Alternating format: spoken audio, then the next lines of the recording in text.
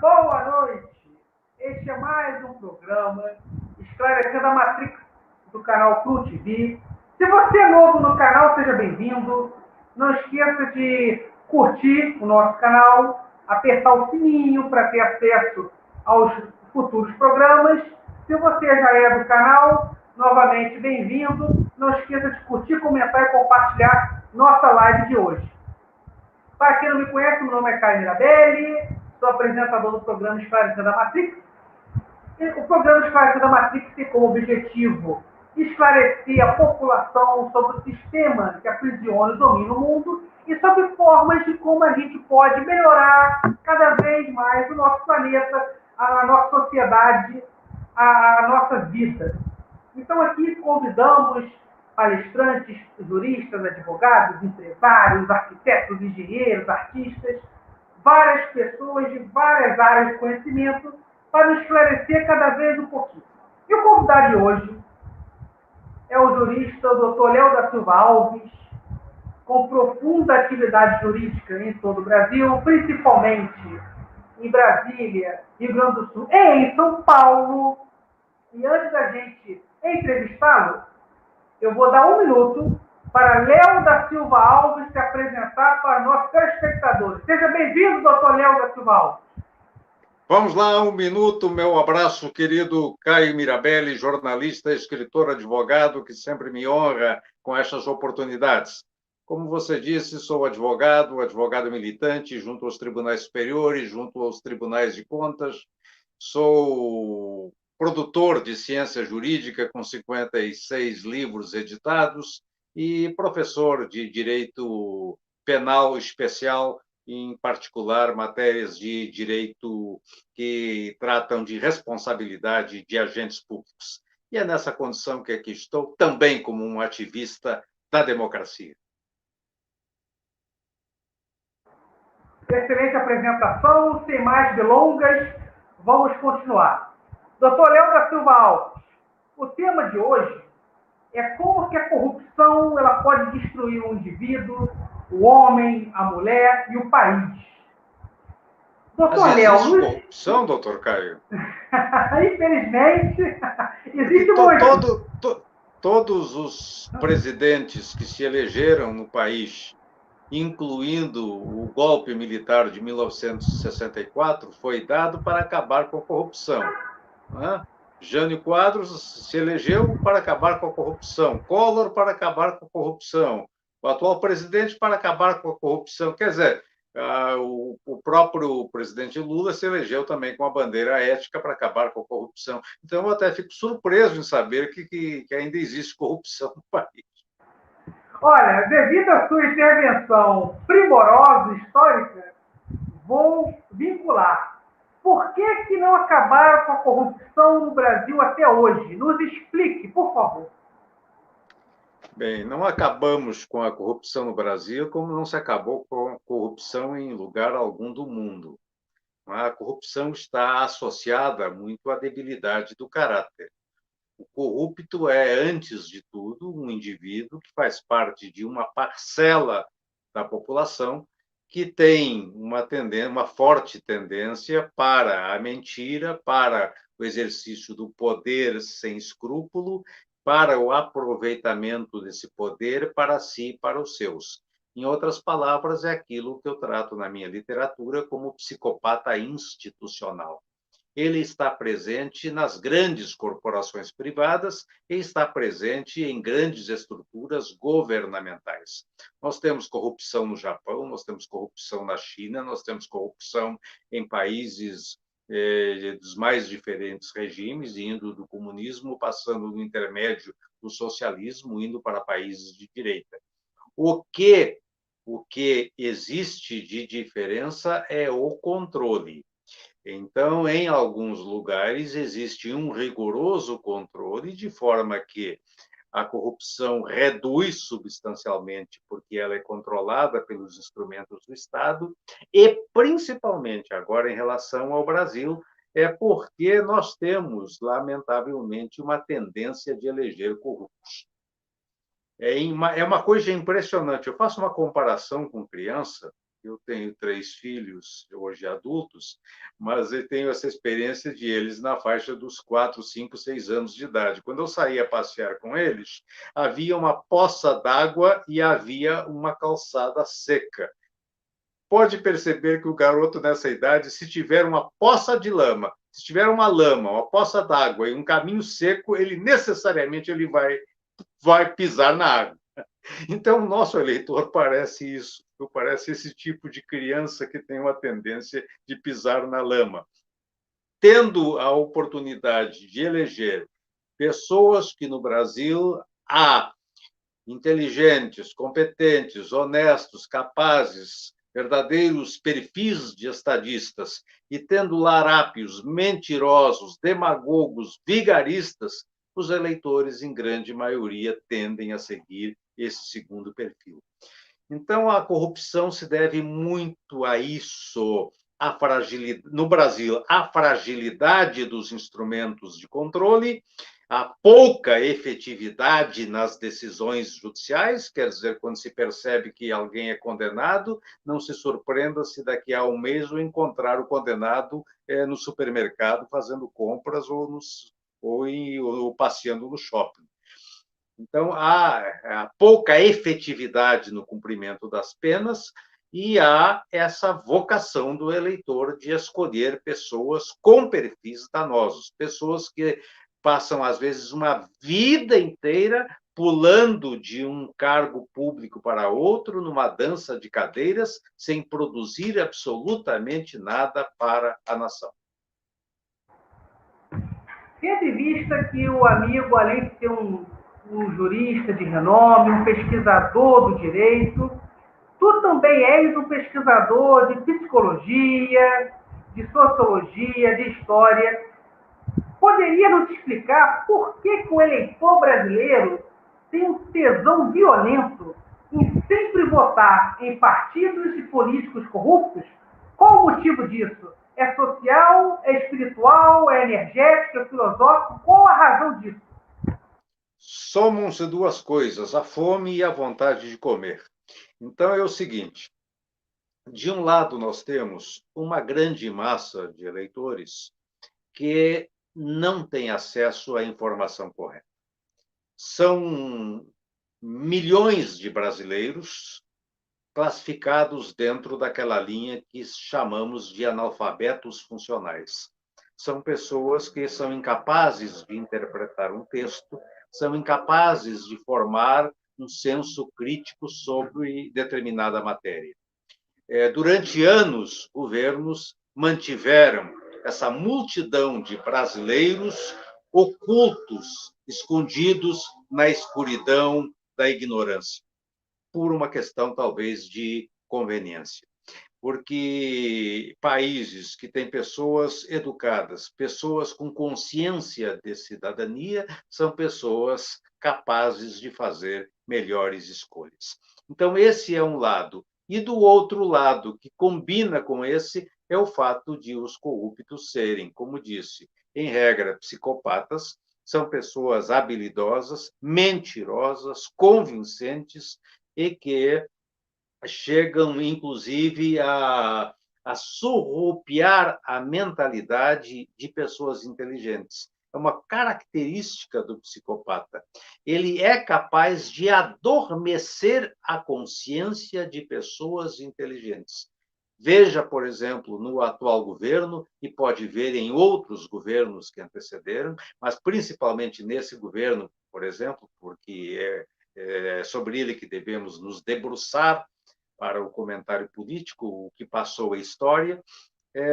Muitas pessoas, personalidades personalidades do meio jurídico, personalidades do meio científico e pessoas inteligentes, pessoas que em outras circunstâncias teriam a capacidade de raciocínio lógico, mas que conseguem ser manipuladas por indivíduos desse naipe, os chamados psicopatas. E os psicopatas se valem da credibilidade desses cientistas, dessas pessoas bem postas na sociedade, para se apresentarem, então, como alguém, como pessoas merecedoras de crédito. É essa situação que se repete. O país está entregue a demagogos, entregue a mentirosos. Isso não é um cenário de hoje. Não é? O professor Paulo Teixeira de Moraes, que é uma grande referência portuguesa, meu amigo, foi candidato à presidência da República de Portugal, ele diz que lá e aqui não é diferente, as eleições são verdadeiros concursos de mentira. Ganha quem mente mais e mente melhor. Dizem que a história do Brasil é uma história muito triste e horripilante, porque na época da colonização portuguesa no Brasil, as más línguas dizem que Portugal jogou para o Brasil todos os seus prisioneiros, seus presos, que cometiam crimes de furto, roubo, sequestro, latrocínio, estupro, tortura, etc. E que esse povo todo, cumprindo pena no Brasil, constituiu a raiz, a base do povo brasileiro, e que essa seria a explicação antropológica histórica para que os corruptos pintassem e bordassem nas eleições e ocupassem os estados. Tem lógica isso ou não? Talvez sim, talvez sim, talvez tenha uma parte da lógica, porque os primeiros que vieram para o Brasil, sabidamente, eram aventureiros, eram pessoas que não tinham lastros nem de honestidade e nem lastros, digamos, com o seu país. Eles viviam por conta do lucro. E muitos bandoleiros, muitos certamente ladrões, muitos certamente bandidos da pior estirpe, e que vieram também, não é? Nessa onda de colonização dessa terra. Mas a verdade é que nós temos um sistema, porque veja, o Brasil depois recebeu uma forte migração, né? Nós temos pessoas das mais diversas origens, das mais diversas vertentes. O Brasil foi colonizado não apenas digamos, foi colonizado pelos portugueses, mas foi construído principalmente por outros europeus. Tá? E aí vieram os alemães, e aí vieram os italianos, e aí vieram, enfim, de outros países, vieram espanhóis e outros países da Europa, e vieram muitos asiáticos, e nós viramos desse grande caldeirão. Eu insisto, eu escrevi um livro que já tive a oportunidade de lhe oferecer, um dos meus livros é o Rataria, a corrupção política no Brasil. Eu me detive a fazer um traçado da corrupção desde o Império, desde Dom Pedro I, Dom Pedro I era chamado de meu caro imperador, não porque ele fosse querido, mas porque ele era muito caro. Quero dizer, ele vendia muitas benesses valendo-se da sua intermediária, da sua operadora, que era a Marquesa de Santos. Então, já no primeiro império, o Brasil já nasce com a marca da corrupção, o que, curiosamente, a ninguém escandalizava, a não ser os embaixadores estrangeiros acreditados no Brasil. Só eles que não conseguiam entender o nível de corrupção que já se tinha no primeiro império. No Segundo Império, em relação a Dom Pedro II, tem-se como uma pessoa muito honesta, muito íntegra, mas pelos partidos políticos que disputavam os cargos nas câmaras municipais de então, que disputavam o poder executivo da época, que eram as câmaras municipais, que disputavam os parlamentos nas províncias e o parlamento do Império, a corrupção política era muito grande, não é? E assim nós temos o voto, ao longo da nossa história, nós temos a marca do voto a cabresto, nós temos o voto a partir da fraude eleitoral. É? Nos primeiros 30, 40 anos de república, sabe-se que o coronelismo era quem fazia, os coronéis eram quem faziam as inscrições dos eleitores e, obviamente, só inscreviam eleitores que lhes eram da conveniência. É? Havia sumiço de eleitores que, evidentemente, poderiam votar em descompasso com os coronéis. Então, assim, nós tivemos, por muito tempo, um tipo de corrupção, que é a corrupção política em si. E, ao lado disso, a corrupção administrativa. Portanto, meu querido Caio, eu faço essa distinção. A corrupção política, que é aquela que distorce valores para se chegar ao poder, e ela acaba namorando, noivando e casando com a corrupção administrativa, que é a que se caracteriza pelo aproveitamento dos cargos públicos. E aí, esse problema, nós sabemos, se arrasta, e isso aconteceu durante toda a história do Brasil, depois de todas as promessas de acabar com a corrupção, seja em períodos autoritários, seja em período democrático, seja em período de novo autoritário, com o golpe de 64, seja com o caçador de Marajás, enfim, e a corrupção continua aí, nós temos todos os dias no noticiário situações que nos escandalizam. Com relação ao seu novo livro, que eu tive a honra de ganhá-lo pessoalmente. Foi o primeiro livro, viu? Primeiro exemplar foi entregue ao meu querido doutor Caio Mirabelli. E o livro me deixou muito animado, porque ele fala de forma resumida, com consistência, a história da corrupção no Brasil, da monarquia até hoje. Mas o livro também, ele fala de dois assuntos interessantes. Um desses assuntos interessantes é o uso do símbolo do animal rato para ilustrar os corruptos e a corrupção. Se o amigo pudesse resumir o uso do rato para ilustrar bem esse assunto corrupção para nossos espectadores, eu iria lhe agradecer. O rato ele está associado à corrupção desde a Idade Média. Desde a Idade Média, ele é associado à figura do ladrão, à figura do larápio. E, curiosamente, o rato é mais inteligente que o homem, sabia? O rato é muito, tem um nível de inteligência muito grande. Então, eu associei agora ao meu livro O Rato à Corrupção, primeiro por esse aspecto de que, historicamente, se vinculou a figura do rato com a ladroagem.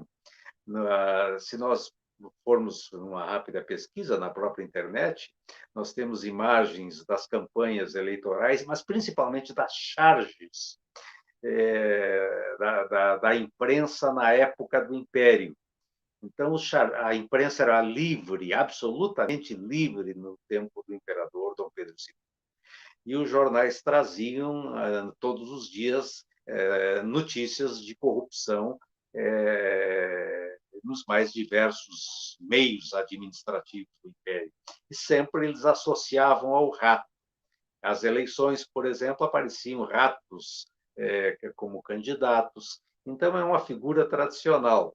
E tem um episódio curioso, doutor Caio, na campanha para o governo do Estado, na década de 1950, em São Paulo, Jânio Quadros tinha como adversário Adhemar de Barros. Jânio Quadros, histriônico como era, foi a um comício e disse: prometo trazer no próximo comício, nessa tribuna, o meu adversário Adhemar de Barros. No próximo comício, Jânio aparece com uma ratoeira e um rato dentro. Eis aqui Adhemar de Barros. Aí Adhemar de Barros não deixou por menos e disse: prometo trazer o meu adversário Jânio Quadros no próximo comício. Aí no próximo comício ele disse: eis aqui Jânio Quadros. Trazia um gambá dentro de uma gaiola. Então essas figuras faziam parte assim do jogo político dessa época, não é? E o rato, ele é muito inteligente, tem uma habilidade muito grande de detectar riscos, de identificar armadilhas e de criar rotas de fuga. Por isso que também eu o trouxe para associar a figura da corrupção. Porque os corruptos, eles constroem essas rotas de fuga. O que nós temos assim de casos de corrupção que vêm a notícia, que viram noticiários, que vêm parar nos tribunais, é alguma coisa muito pequena perto do que realmente acontece na dimensão do Brasil, nesses mais de 5.500 municípios brasileiros. Já começando, então, pelas estruturas municipais. Portanto, os ratos, eles têm essa habilidade. E veja, uma característica que vem da criminologia, meu caro Caio, é que quando nós assistimos ou sabemos de um homicídio, é uma coisa que nos choca, porque é uma coisa que ganha visibilidade. Até mesmo alguém que é assaltado na rua, leva o seu telefone celular, várias pessoas percebem, aquilo é feito à luz do dia, é feito em praça pública, e existe uma percepção do furto ou do roubo. Já a corrupção é uma coisa silenciosa. Ela acontece a quatro paredes. O corrupto geralmente é uma pessoa acima de qualquer suspeita. É alguém que parece que está em um altar. E o crime é silencioso. E é um crime que não tem a percepção total da sociedade, porque o dano é difuso. Quando levam o seu relógio, você percebe, porque levaram o seu relógio, levaram o seu telefone celular, levaram a sua carteira. Então, o cidadão tem essa percepção. Agora, quando há o desvio de recursos públicos, na ordem, às vezes, de milhões ou bilhões de reais, o cidadão não tem essa percepção, porque ele não sentiu saindo aquilo do seu bolso e ele não consegue fazer a conexão que aquilo saiu do seu bolso, sim, por meio da altíssima carga tributária que os brasileiros pagam. Então, a figura do rato tem muito a ver com isso. O rato é muito esperto, o rato é muito habilidoso em fugir, como os corruptos o são, muito habilidosos em criar rotas de fuga. O programa está uma delícia, educativo, esclarecedor, mas estamos caminhando para o final. E eu tenho mais duas perguntas para o amigo. A penúltima pergunta é: tendo em vista que seus últimos trabalhos jurídicos, filosóficos, sociais estão sendo realizados no estado de São Paulo, que é um estado muito querido por todos nós, onde a maioria dos nossos seguidores são do estado de São Paulo, a pergunta é: na política regionalizada de São Paulo, como que os eleitores, nas eleições do ano que vem, os paulistas eleitores podem votar em candidatos que sejam éticos e preparados? Como é que esses eleitores podem identificar nas eleições de São Paulo? E também serve como regra para o Brasil políticos de qualidade moral, intelectual e votar certo. Como identificar esse perfil? Eu tenho dito, e com muito constrangimento, que São Paulo, que é a locomotiva do Brasil, que é o estado mais rico do Brasil, que é um estado que tem uma história muito rica, que tem uma cultura, que é um centro nacional das artes, da inteligência, da produção científica, é muito triste ver o estado de São Paulo com uma representação medíocre no Congresso Nacional, tirando, evidentemente, as habituais exceções. Mas a representação no Congresso Nacional do Estado de São Paulo, sobremaneira na Câmara dos Deputados, é uma representação que consome os recursos públicos para uma pauta inócua, uma pauta ideológica, para um bate-boca sem sentido, sem tratar daquilo que realmente interessa à população. Os deputados federais são representantes do povo de São Paulo ou do povo do seu respectivo estado.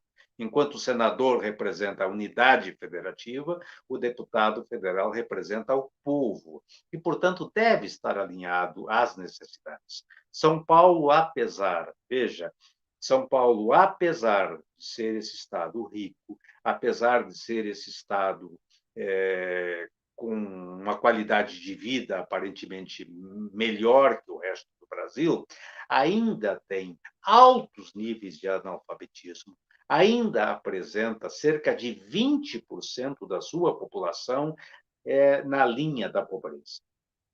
Então, é preciso desenvolver uma consciência para que o eleitor escolha para a Câmara dos Deputados e para os demais cargos eletivos pessoas que tenham compromisso com a realidade das ruas, com a realidade dos lares, com aquilo que os indivíduos e as famílias precisam no dia a dia, e não com essas pautas de bate-boca, de comportamentos de moleques em praça pública e que hoje nem mais se vê, mas em escolas de total indisciplina, de como se alunos estivessem ali a virar a classe, virar carteiras sem nenhum controle. Então, parlamentares têm se portado, às vezes, nesse nível de baixaria, de ridículo, sem o respeito para com o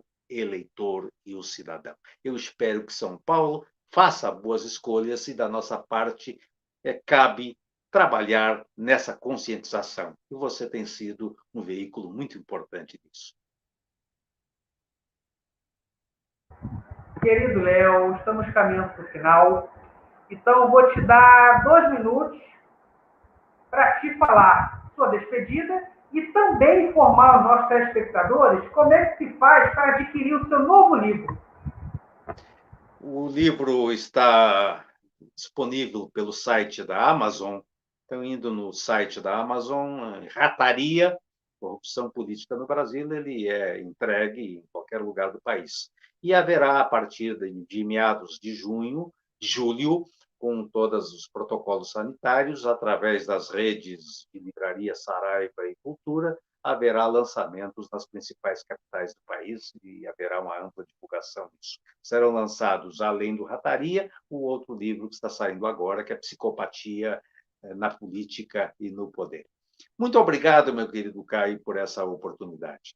Sejamos confiantes, porque esse país, apesar de todas as dificuldades, ele ainda é a pátria pela qual Tiradentes subiu ao cadafalso para plantar no seu solo a semente da liberdade.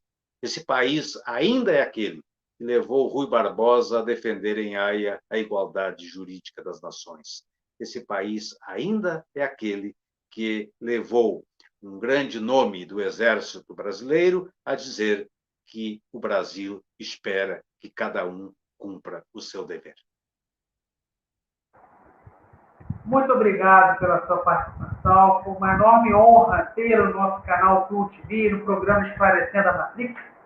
Gratidão, sucesso no novo livro, que eu estou adorando e recomendo aos telespectadores adquiri-lo para aprender muito sobre a história do Brasil, sobre a realidade brasileira. E junto o seu livro, porque o seu trabalho sobre o neotrabalhismo é de uma grande importância para as novas gerações.